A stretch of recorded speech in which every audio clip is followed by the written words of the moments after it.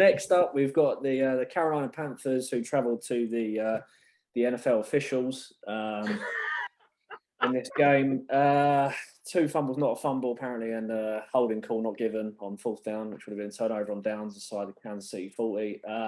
But Adam, you're reviewing this. I'm not. I'll take a back seat and shut up. Yeah, this one was a topsy-turvy game involving 2, I would say, evenly matched teams. And it was Dallas that took an early via Zeke Elliott. Panthers have been inspired by Sam Darnold this season, especially the rushing game, because, of course, McCaffrey is made of glass like Jack Wilshere. He finished off another impressive drive to make this one 7-7. And then this was an interesting period, because I thought at this point the Panthers' defense was on top.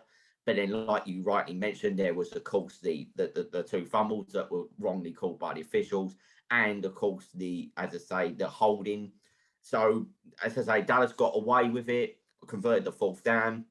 And then Dak Prescott, who has been in good form this start of the season, found tight end Blake Jarwin to make it 13-7, because the point after the 2-point, shall I say, was missed. Panthers, again, responded well despite being up against it. And it was Sam Darnold again who got another rushing touchdown. So, of course, he now leads the National Football League with the rushing touchdowns. And the Panthers actually had a chance at this point to take the lead. But new kicker Gonzalez missed a 54-yarder. Panthers and kickers, it's just not meant to be. And this is when the Panthers, I felt, in this period of the game, gents, fell apart. Because before you know it, Dallas are 26-14 up with touchdowns to Amari Cooper and Dalton Schultz. And Darnold, who obviously suffered injuries, was getting hit quite a lot. The O-line was struggling.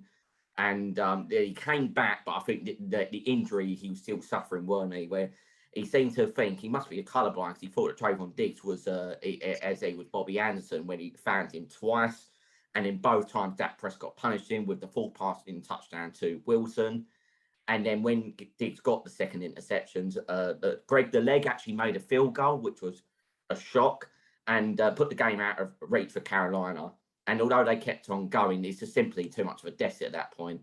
And then when Darnold found impressive wide receiver DJ Moore twice, they got it to within 36-28, but it was just too much for them to come over the end.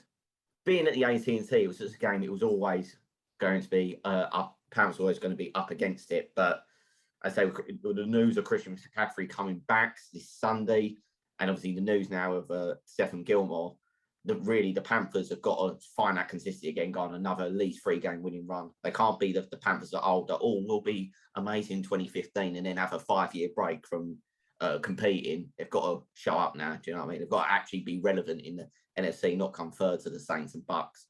So we'll see. Moving on before I respond.